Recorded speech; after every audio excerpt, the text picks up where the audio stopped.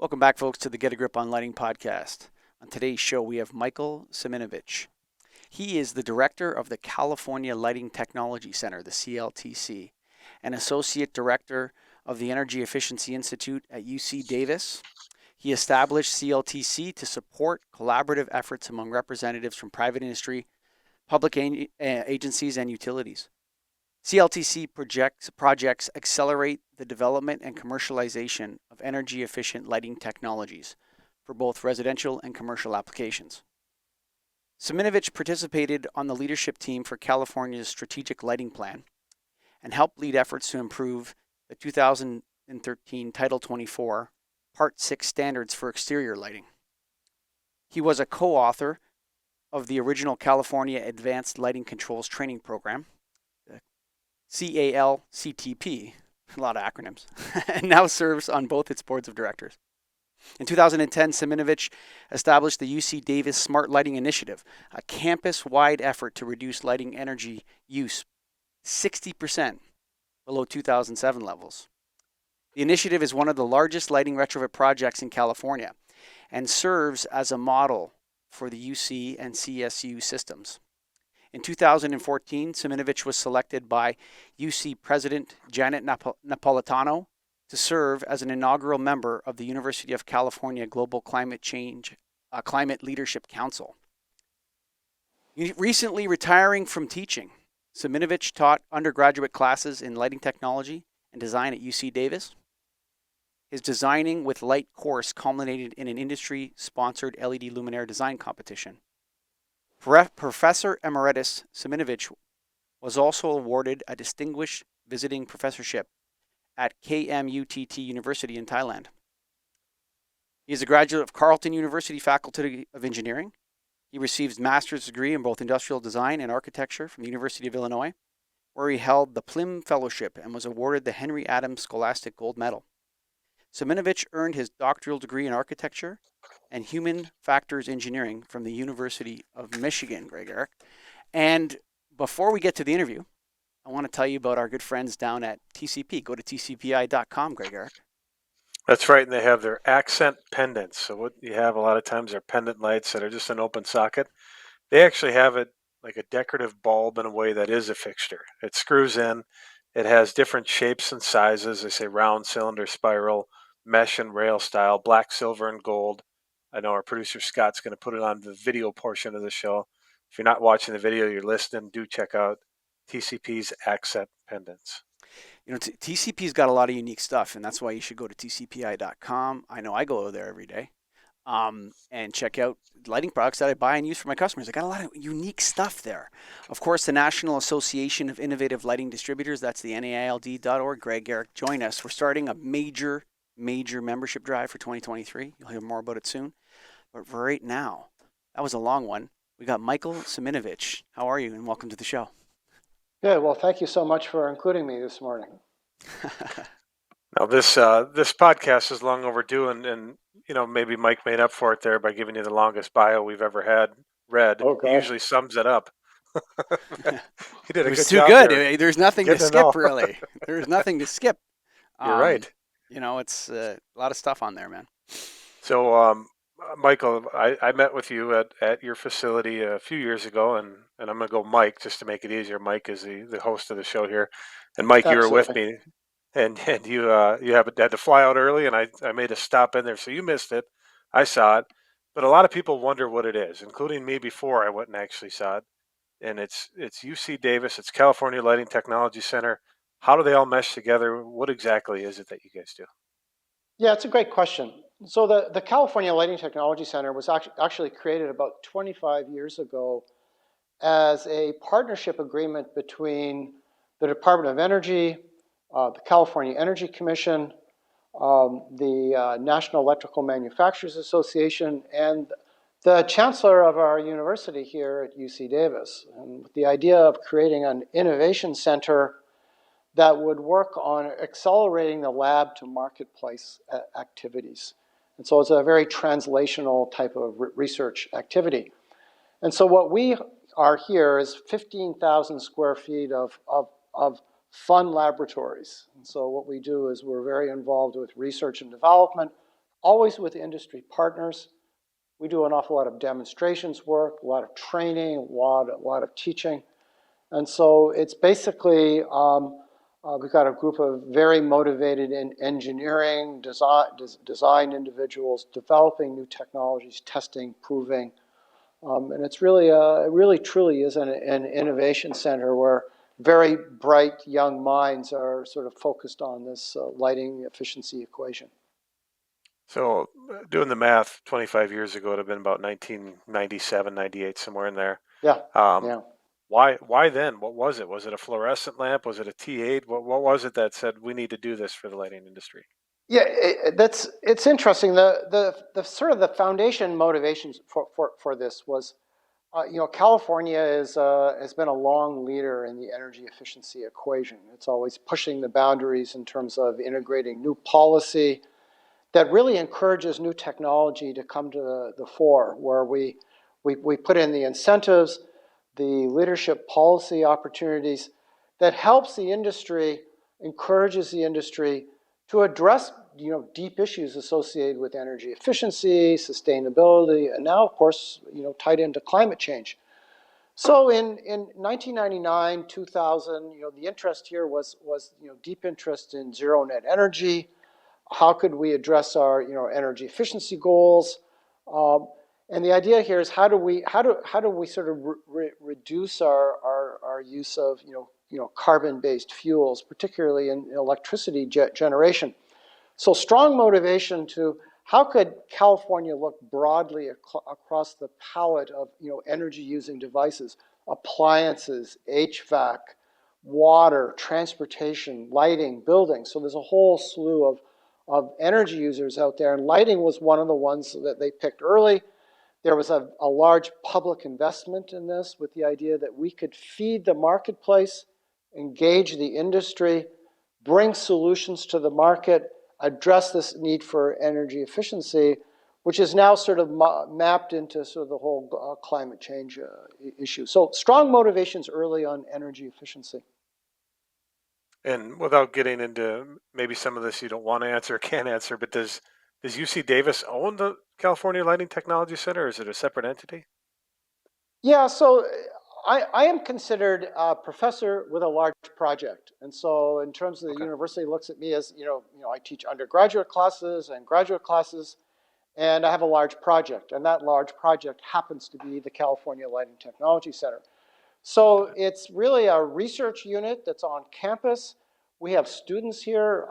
We teach all of our classes here. So it's really a very interesting meld of both, undergraduate education, research, industry involvement. And, many of our industry partners really enjoy the idea that there's this very nice interconnection between education, undergraduate students, and so it's a very nice, very dynamic mix. We're not an isolated laboratory up on the hill somewhere, or we're not off in the desert. We're sort of really mixed in with the fabric of the campus, and so it's a very innovative. Lots of young people running around. It's a really great ideas marketplace. Well, what are the undergraduate courses in lighting that you guys offer? Like, what are the titles of them? What is it? How many are there? Yeah, so traditionally we've had 4 undergraduate classes in lighting, and so we have an introduction to lighting technology and design. We have an introduction to daylighting technology and design. Then we have sort of intermediate classes in both lighting technology and also in daylighting. And then we have graduate level opportunities where graduate students are working on, research focused, classes. And so it's possible for undergraduate students, and we've had, almost 20 years of this, undergraduate students leaving UC Davis with a very good background, sort of at an introductory level in lighting. And many of these folks go off to graduate school in lighting technology. Some go off into the lighting profession.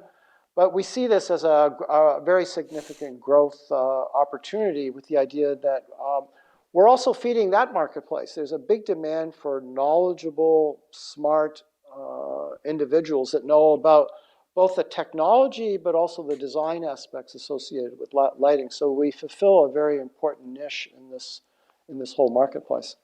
Is there a history of lighting course? Great question. And so I actually, one of my undergrad classes, I really focus in on the history of lighting. And so I do this kind of dual, the history of light sources, but also a history of design in terms of how this whole, how technology drives design. And so it's a very strong focus of my first class. And I also get into sort of, we do an awful lot of training work here where we work with the lighting profession, with architects, with engineers, with government agencies, where we sort of teach classes on the history of regulatory activity. Why do we make these kinds of decisions inside buildings? Why do we use codes for certain aspects? Why do we use, so it's and since we've been deeply involved in codes and standards over many years, we have a very good historical perspective on why we do certain things inside buildings. And so I look at us as sort of we keep the history on these things. And so I'm very mindful of this kind of activity. We learn from our history, and and also I collect all the technologies, and I did a class training class on LED technology. And of course I brought out the electronic ballast, and I also brought out the core ballast, and I actually had to hunt around my building here to actually find a magnetic ballast. It's become a piece of history. I got some in stock. So, I got some in stock here, but it's interesting. I mean, I think that there's like the technological rise of light, sort of in the Wolfgang Schivelbusch feel of Disenchanted Night, where he talks about how electric light is like a change in the, like, maybe the biggest innovation, the most important innovation that we have, and going through to the different sources, mercury sources with, incandescent into fluorescent into HID. I think there's also a product history thing that it's almost, you could look at it in terms of the arc of innovation in lighting as well. Like, how did it start and how did we get to this lumens per watt, level? I think it would be fascinating to look at that. I want to just tell people listening to this that a lot of times people talk about California regulations. Why does California do so many of their own regulations? But I mean, California is enormous. It's the sixth biggest economy in the world. It's bigger than Canada's economy. So a lot of people, there's a lot of power and effort and things going on in California. And I want to ask you a little bit about, how does the regulation follow the innovation? So how do you know in California when you're making a regulation that the innovation is ready, that we're there, that you can make this legislation, you can push in this direction? How do you know that? Yes, and this is a very interesting and complex dynamic. And it's the question is often, which comes first? Mm-hmm. And it's who's the dog and who's the tail in this equation. Mm-hmm. And so, the one way to look at this is that regulatory activity will come along, and this is one of the reasons why we were created, was how could we be helpful in this kind of this translational opportunity. Whereas traditionally regulations are looked at as a stick. In other words, you have to do this, otherwise you'll be punished. Mm-hmm. And the idea is that regulatory activity can actually be a very powerful incentive given the right kind of orchestration. And so if we say, look, we're thinking about a technology regulation where we encourage this product, it gives time to the industry to come up to speed or to innovate. And so if you've got something that's very technology neutral and says, look, we would just like to have a certain performance in our building or in our product, it gives the industry an opportunity to innovate and sell a more sophisticated product, which ultimately will be a little bit more expensive than what's being sold before. So the idea is everybody has the opportunity to win here. The motivation being California wants to address its goals for greenhouse gas mitigation. Mm-hmm. So if you come across and you do this within a well thought out manner, you can actually help the industry. You can encourage, I mean, the industry likes something that's certain. If they know Mm-hmm. that in 3 years or 2 years or whatever, there's going to be a certain requirement, they can start innovating and build towards it. It creates new marketplace. And I'll give you a good example. When we started, lighting controls was virtually unused inside California, Mm-hmm. Sure. California buildings. And so now, if you look at present day, you walk into the building, uh, a sensor system will turn on all the hallways to full level after a scheduling system has brought it up to a certain level. Mm-hmm. You go into the bathroom, the lights will switch on or switch off. Mm-hmm. Daylighting will turn down the lights if there's daylight availability. There's all kinds of dynamic tuning that happens inside a building, including demand response, with the idea that you can respond to a power issue. All these kinds of opportunities didn't exist 20 years ago. Mm-hmm. And so through insightful regulation and incentives, we were able to encourage this inside buildings. So now we're getting we're getting 50, 60, sometimes 70% savings inside these buildings just Mm-hmm. with the integration of adaptive lighting controls. Mm-hmm. Now, manufacturers in the controls industry weren't selling any of these things 25 years ago. Now it's a huge part of our marketplace if you look at all the lighting Mm-hmm. controls that are going inside buildings. So the lighting industry is profiting from this activity. They knew that this was coming. They were able to innovate, and we are addressing our goals. So this is a classic example of a win-win. Now, ultimately, these kinds of things are, in the evolution of this, sometimes regulatory activity encourages, but sometimes we're not ready. So you say we want a certain, we want a certain efficiency. Can we do it?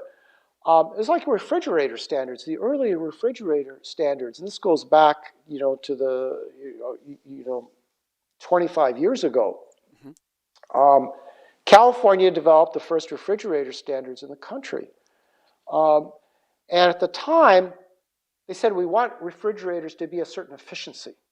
Mm-hmm. And the industry was reluctant to get into this. This was very early, the first very early appliance standards in the United States. And basically the industry pushed back, said no can do. One manufacturer stood up and said, I think we can do this. And they did it. And today's refrigerators are more than 50% more efficient than the refrigerators we sold 25 years ago. They're no bigger, they're no more expensive, and it changed all of the refrigerator standards in the United States. And this has been true across the board, with many of the lighting technologies. For example, in parking lots here in California, you're required to use adaptive controls because parking lots are largely empty at night after business Mm-hmm. hours. So why do we have the lights on? Well, you need the lights on for safety and security and aesthetic purposes. But with sensor-based controls, you can bring the light down and you can get 50% savings, and you can use sensor-based controls to achieve this. California did this. We did all the universities, we did the community colleges, it got pushed into code. 5, 6 years later, ASHRAE picks it up for national, for the rest of the United States. Mm-hmm. And so these kinds of codes, the leadership opportunities extend nationwide. So the opportunity here is that standards, sometimes they're early, sometimes they're perceived as early, sometimes there's pushback, but generally they can seed the future. Mm-hmm. Well, the enforcement piece I want to ask about. Yeah. Are there bylaw officers in California that go around and make sure that buildings have lighting controls, that they have, Yeah. does that happen? Yeah. So it's a tricky issue. Generally, if you're putting in these kinds of technologies in a building, for example, let's use the parking lot application. Let's say you're building a new school, you put in a parking lot, you put in adaptive controls in the parking lot and maybe in the bathrooms, and you specify these on the drawings. Mm-hmm. At the end of the day, all the people involved in this process, it's pretty much a win. In other words, the contractor is selling incrementally more expensive Oh, technology. I get that. I Yeah. get that. I understand that part of it. Okay. But what Okay. you're saying, this is not grandfathered. So older, it's a building code issue. You want to build a new Yes. building or you want to do a major renovation, you have to comply Yeah. with this standard. But it's not like buildings have to do this without the building code. Yeah, and so I guess to get to your question, the two classes of buildings, you have existing buildings and new buildings, and so let's deal with the new buildings first. The new buildings, it's pretty much in everybody's interest. To avoid it is just you're losing money and losing efficiency. There's no sense in doing that, and you wouldn't get a permit because a new building requires a permit. Right. So the equation is all positive on new buildings. In other Sure. words, you'd be an idiot not to put these things in Sure. because you'd just be costing yourself money. Of course. Now, there's probably on speculative buildings which are being flipped. Somebody builds an apartment complex and they want to flip it. They want to keep the costs down, but they're not going to get a permit to build that apartment building. So let's leave new buildings off for a minute. With existing buildings, someone comes in to do a retrofit. Yes, there is some pressure to, I'm going to avoid code here because if I go code, I'm going to have to put in more expensive technology and go through the gymnastics of doing all that. I can get cheaper stuff by avoiding code. This is an issue, for sure. And so it's something that there's two parts to the code structure. There's Title 20 and Title 24. And so if you're doing a certain amount of renovation in a older building, a certain amount of fixtures or a certain amount of square footage, it triggers code. You're required to go get a permit. The permit says you need to use X, Y, Z, that certain efficiency. You do that. And so that captures that portion of the market. So the people that have the public buildings or the schools or the hospitals, they're usually doing something with a permit because they don't want to not do it with a permit. But there's lots of folks that go, what can I do to avoid triggering code here? What is the minimum? Yeah. And so that's a problem. And I think that there's enormous opportunity out there for, how do we educate people, that you really don't want to sort of figure out ways of going around this. You know what I mean? It's sort of like, you want to do code. And so this is an educational problem. And so we work hard on that, Sure. Yeah. And so I look at, if you want to sort of look at this in rough numbers, half of it's covered with new buildings, a quarter of it is with, is taken up with people who are doing code.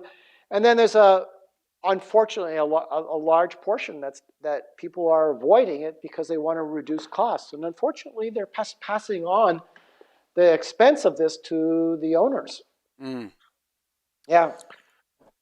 So what is it you guys, so at the California Lighting Technology Center, what do you do with it? Like, let's take the topic of advanced control since that's what we're on. How do you guys then take every manufacturer's controls, play with them, figure out what works, and then publish it? Or what are the results and how do you get to them? Yeah. Yeah, so, first at sort of the research end, we look at, what are the opportunities for integrated controls? What's the opportunity? What's the savings opportunity? How do we integrate that? What are the technology leaps that need to happen? Does it actually work inside buildings? We get a lot of pushback from folks going, do you have any idea whether this works or not?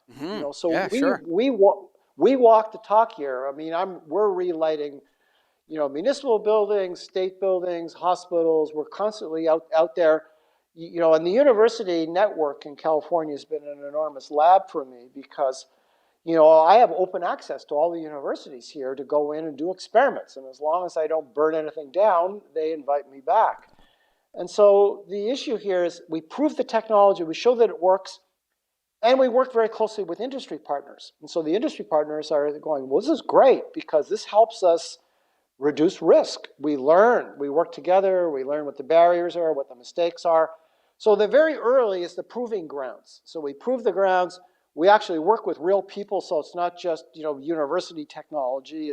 We're working closely with industry. First, we show that it works, and we show that it works with real people. Mm-hmm. The next step is go, okay, we've shown that it works, it's valuable, but we need to start galvanizing the incentive programs. How do we get utility programs involved?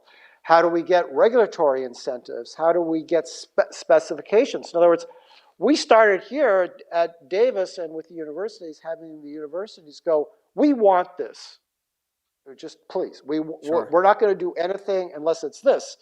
And then we sort of incrementally ratchet it up so that it becomes, statewide or there's a regulatory process.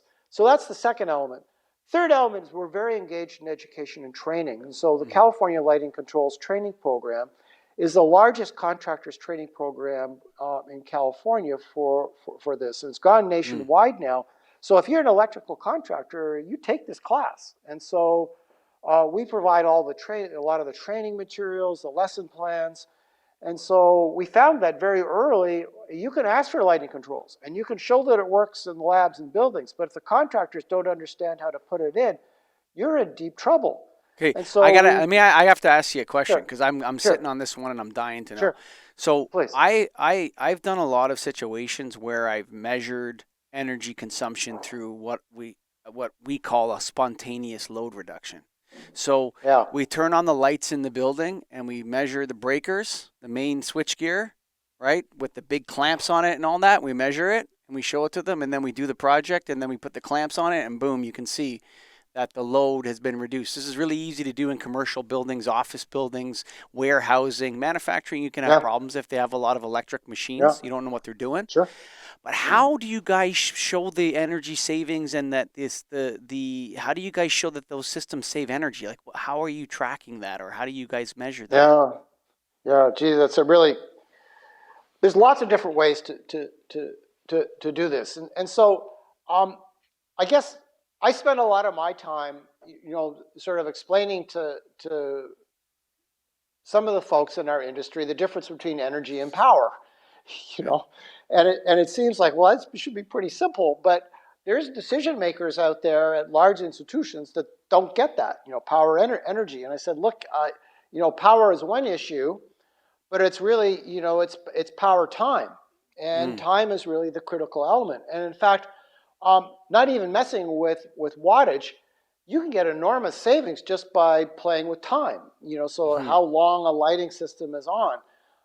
And that can rival the wattage savings easily. When we were first doing our solid state technology, this goes back, 15 years, where we were getting 50% savings on just moving from HID to LED, and we were getting another 25, 40% savings just on time functions by reducing this. So we became very adept at actually looking at monitoring, duty cycle, looking at user patterns, looking at how often lights are on. So, being simplistic about it, we'll go into a building and we will use remote logging, like small monitors, data loggers or whatever they're data called. loggers, and they can be, and we did a large hotel project where we were looking at sensors inside bathrooms in hotels, and we knew what the power was, and so that was just an envelope calculation. And then what we did is we installed use monitors, so we knew when the lights were being triggered, by patterns. And so that gave us a very good handle on energy use over time. So we usually like to look at this over quite some number of days. Sometimes, some patterns, if the occupancy is fairly normal, then you could look at a number of weeks of data. But if you've got seasonal variations like universities and schools, I mean, you could monitor energy use in the summer at a university and get great data, Yeah, sure. But you have to go into the fall and spring, winter when there's actually kids there, to actually know Sure. how often bathrooms are being used. Of course. So time is always the critical element in energy. Power is a little bit easier for us. Time is more critical. Mm.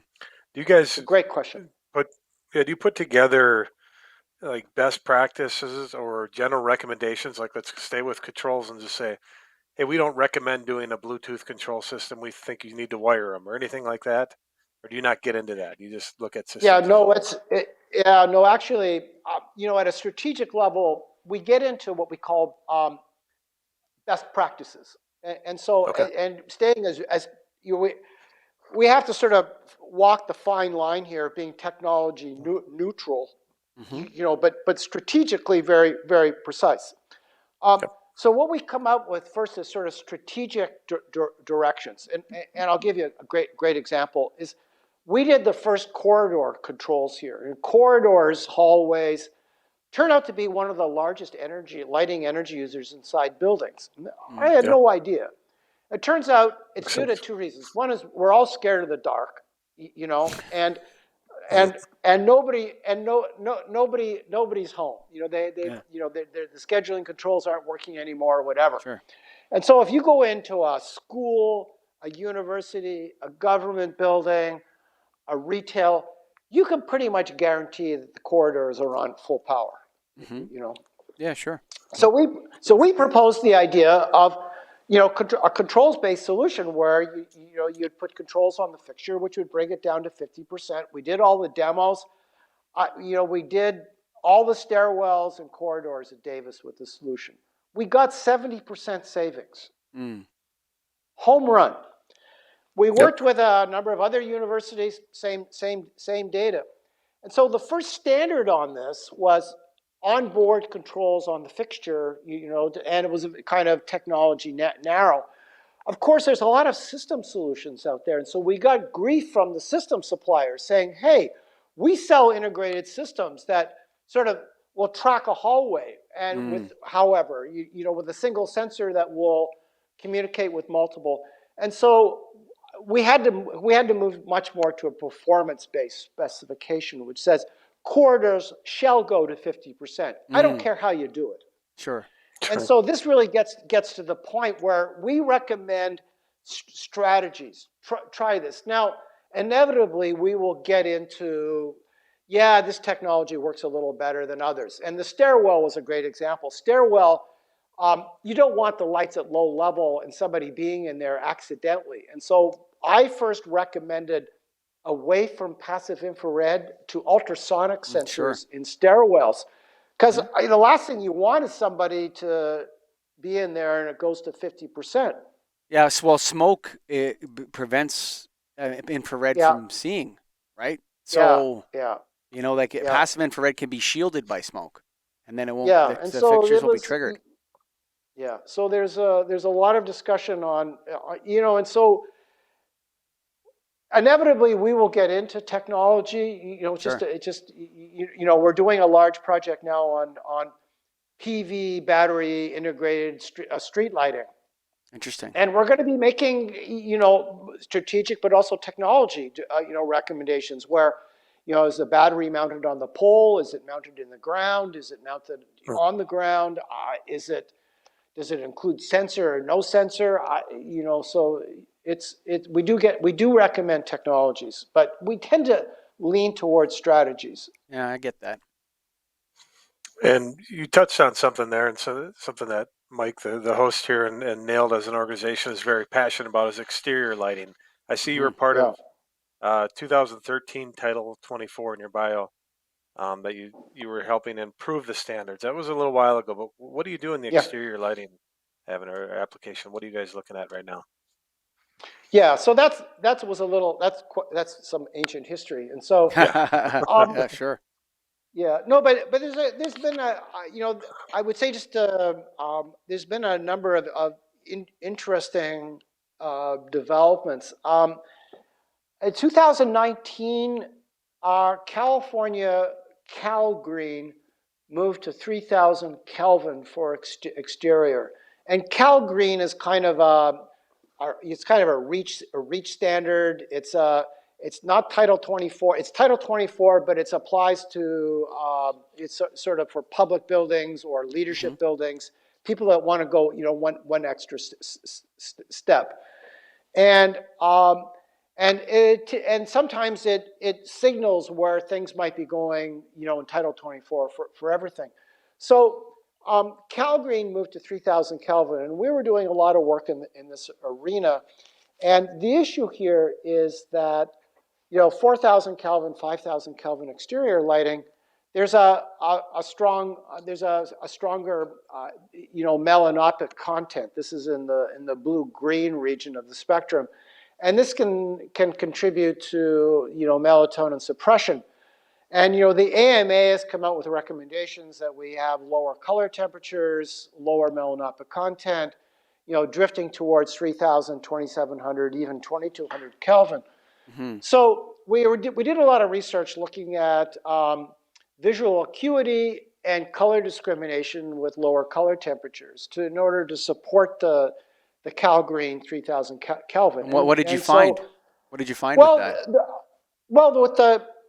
We have a lab here where we can do any color temperature you think of, and we can maintain certain controls on it in terms of either photopic luminance or we can control for certain aspects. And we found that that at 3,000 Kelvin there was no we couldn't see a loss in visual acuity from 5,000, 4,000. Even color contrast or color discrimination, excuse me, which the police are very interested in, because the police are what color jacket or what color was the car, etc. So the color temperature was less of an issue with police and security. They were interested in color discrimination. Sure. And so and I said, oh my God, I mean, these guys were really on it, And so we have a series of experiments where we look at, and we showed that 3,000 Kelvin there was no loss in color discrimination, and you can go down to 2,700, no problem. And actually, the city of Davis was one of the first municipalities in the country to move to 2,700 Kelvin. But how did we get to 5,000 in the first place? Because we went from HPS at 2,200 Kelvin, and it's then a great. And it's like now there's this big brouhaha about going back down, and I feel like saying, guys, half the cities in North America are still at 2,200 Kelvin. I know. It turns out that HPS was actually a biologically appropriate light source. Exactly. It has precious little blue in it, or green. Yeah. And besides being, I mean, it's got some glare issues, and it's got some efficacy issues. But we kind of rushed at that, and what happened was from the best that we were very involved with because we were the first. This goes way back. We were the first 4,000 Kelvin campus in the country, LED, and I had to explain to our vice chancellor why we were spending all of this money on 4,000 Kelvin when the rest of the world was using 5,000 Kelvin. Sure. And I said, Vice Chancellor, you're a leader, and this has you want to be out in front, and this has lower melanopic content.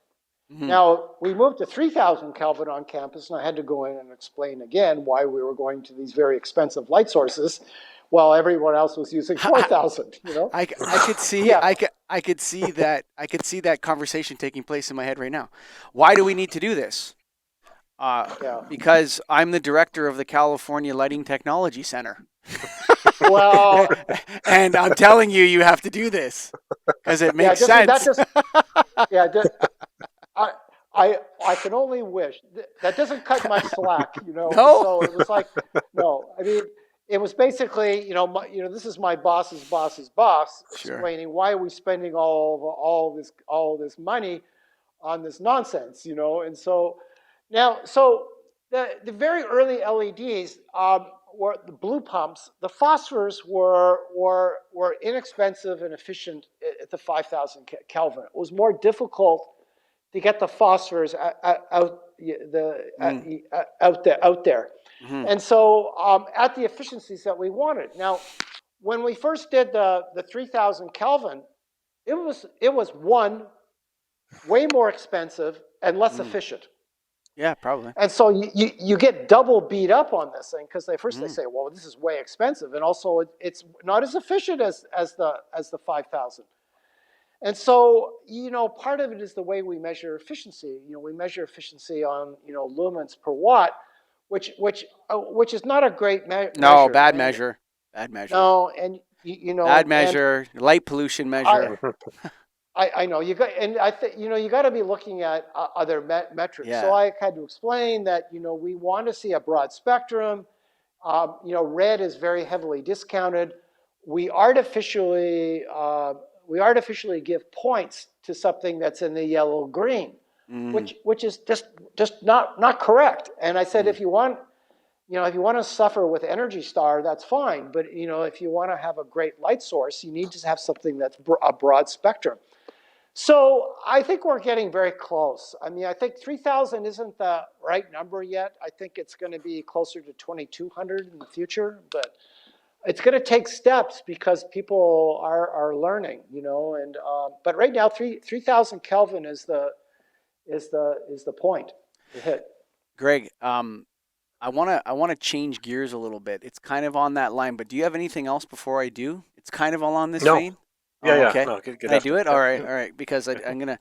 So you brought up climate change and lighting, and I think my question is this: has the lighting industry given enough? Like, is it time for the regulators and everybody to get off our back? Because we've kind of done all the energy savings. And lighting has delivered all the energy savings that they talk about. It's all come from lighting. I mean, HVAC is not, I don't know, but from what I see, lighting has delivered massive energy savings across the board to our infrastructure, whether that's residential, commercial, factories. Lighting is the most place where all the efficiency is happening. Can we get the monkey off our back and say, look, you guys got to deal with climate change. We're going to focus on darkness restoration. We're going to focus on light pollution. Like, is it time for the lighting industry to turn away from the efficiency play? We're as efficient as it going to get. Now it's about light pollution reduction. Can we make that move? Are we ready for that yet, Michael? What are your thoughts? Yeah, it's a great question. So I agree with you in principle. I think that this is a good vector and it's a good direction. The way I kind of look at this is that if we looked at where we were, let's say 20 years ago, we've come down by half, maybe more. I think we can still go another half on top of that. Okay, I mean, you just have to fly into any major city at night, and the place is lit up like Christmas. And none of that you should see. I mean, you think about it. Yes. This is my point, Michael. Is that if we pivot towards the environmental issue that we have the most control over, we'll contribute the energy savings anyway. You understand? Like, if we move towards darkness restoration with shielding, controls, light level adjustments, we'll get the energy efficiency and get the darkness restoration and the night skies and all that stuff. I'm with you. And so our argument is that the first 50% we got on regulatory, common sense, sensors, all the rest of it. The next 50% reduction, we're going to have to team up with the human factor. In other words, we're going to have to come in and say, we're going to be coupling to other things: visibility, acuity, comfort, circadian lighting, glare, all these other issues that will help drive that 25%. In other words, if we, and focusing on your point, if we just said, look, we need to get rid of all this all this light pollution, and we need to have a dark sky regulation, and incidentally, we're going to get this 50% savings just addressing that. Yes. I mean, if we implemented dark sky requirements, and so I'm working very hard with the problem with the regulatory avenue is that they have one lever, and that lever is is cost effectiveness and energy. And I said, you Mm-hmm. need another lever there. Yeah, You for need sure. another, and that's whatever it might be. So visual quality, human factor, glare, all those kinds of things. Put that into the palette, because incidentally you'll get these other things as byproducts. Yes, yes, Yes. yes. So I couldn't the agree more. problem is our tools were developed before all these problems. The tools, the Title 20 and the Title 24 tools and other regulatory tools that are used in other states were developed for slow, incremental change. Mm-hmm. And so the idea is that slow incremental isn't going to work anymore. The light pollution has just shot up like crazy. Sure it has. We have, we have, the climate change. Depending on where you are on this, climate change is a huge issue, and we need bolder action. And unfortunately, our tools limit bold action. Mm-hmm. And I guess the bigger question that I have, and it's kind of personal to you, is if energy efficiency is not going to be the play, is the CLTC going to be able to stay around? Is that, if we've done all the energy savings, and I'm telling you, we need it. The lighting industry needs someone Yep. like you guys, because there isn't anybody doing this. There isn't the research that there used to be. It's all based on energy efficiency. I know you're doing some different things, but Yeah.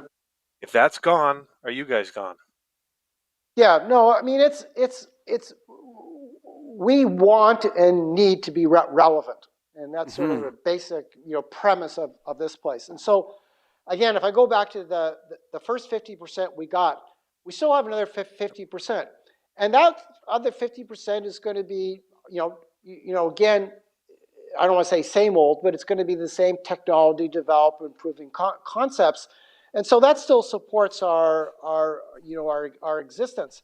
But we're broadening, and we're getting deeply into the human factor. We're Mm. doing a lot with sort of how do you integrate renewables, how do you integrate advanced controls. We still have a lot to do with education. We're doing a lot of work with the hospitals. We're developing circadian lighting guidelines. The new Mm. hospital here at UC Davis is going to be one of the first circadian hospitals in the country. And so we're very involved with looking at, we're partnering with the nursing school and the biology and the entomology department here at Davis, looking at how do we integrate biology. I have a large project with the Mind and Brain Center here, looking at how does color affect stress. And so Mm. we're looking at, and so if I can put in advanced, spectrum lighting inside a Mm. hospital or in a healthcare facility, of course we're going to get massive savings, because we're moving from ugly fluorescent to a much more sophisticated light source. But we're doing it to reduce stress, not to reduce energy. Mm. Yeah. So Hmm. I think we're going to be even more relevant as time goes on. Some of the most exciting research that we've come across in this Get a Grip on Lighting journey was by Andrea Wilkerson at Pacific Northwest National Laboratory with her cueing. I don't know if Yeah. you came across that at all. I think they're up the highway from you guys, up in Washington or Yep. something, PNNL. Yep. And her Yeah. research on cueing, I think is, I haven't seen a lot of people working on that, but I think there's power in taking those theatrical lighting technologies or aspects and applying them to various different applications to get people to do something or other, wake up, for instance, without waking them up, just slowly raising the lights and the Kelvin temperatures Yeah. lower, and getting people to Yeah. go home by dimming the lights and lowering light Yeah. levels and using these types of things. I would love. I think it's so exciting, but I don't hear a lot of people talking about it. Have you guys at CLTC? Have you guys done any work with queuing? Yeah, I mean, the sort of the promise of this whole solid state revolution has been this kind of what I call it the control functions. You Mm. have intensity control, spectral control, but then spatial control. Mm-hmm. So this whole concept of queuing, when you start marrying all these things together dynamically, you start offering this kind of capability. I mean, they think of the fundamentals of circadian lighting, whereas you've got this sort of slow sunrise and this sort of slow sunset, Mm-hmm. where you modulate the light over time relative to those three things. we have used a lot of our control features sort of as I call sort of brute force. It's sort of like it switches on, switches off. Yeah, You agreed. know, and It's crude. it's It's always a crude. straight line. It's Yeah, crude. and Yeah, yeah. so yeah, and so and actually I have a graduate student who's working on this very thing, working on sort of museums and retail, looking at how the light changes over time, relative to presence. In other words, Mm-hmm. somebody walks into a museum and the light gets brighter, and then Mm-hmm. as they walk away from the exhibits, it starts getting darker. So turns out this kind of announces the exhibits or the Mm-hmm. artwork. It also preserves the artwork. So we're getting a lot of interest from our art preservation folks because they like the idea of less light. Mm-hmm. The retail people like this kind of queuing sequencing as well because, if you can announce a product, you think of retail, the lights are on all the time. And Mm-hmm. they're very reluctant to do anything with them. Oh, we're going to lose sales if we turn the Yeah, lights sure. down. Yeah, but if I can show them that you can actually accentuate people's Yeah. interest, then they've Yes. got the interest. So Contrast there's is at the very heart of lighting design, I absolutely, think. Yeah, yes. for sure. So queuing has always got I always refer to it as sequencing. Okay. You sequence the light with the idea that Mm-hmm. you can change the intensity, spectral, and spatial characteristics of light Mm. over time. And I think that's the promise, the ultimate promise of solid state lighting. Hmm. We're not there yet. We're not there yet. I think that's a perfect place to say, Michael Siminovitch, thank you so much for your time. My pleasure. It's been so wonderful to chat with you. Greg, I think it's time to check out tcpi.com, baby. That's right. We talked Woo! some about their pendants at the beginning, their accent pendants. It's Yeah. also 2400 Kelvin LED. So we talked about Kelvin today in the show. Nice antique, warm glow, dimmable. Looks nice. That's what you want a pendant to do. Go to tcpi.com and, of course, the National Association of Innovative Lighting Distributors. Join us. Membership Drive, January 2023, kicking off. That's right. Where you're going to see, folks. You can't tell anybody yet. It's still secret. But when it comes out, it's going to be super hot. And, of course, thank you to Michael Siminovitch, Director of the California Lighting Technology Center, among other things. And what a conversation. And for you, again, we'll say it again. We don't have listeners. We only have colleagues that don't do podcasts. Thanks, guys, so much for your support. Bye for now.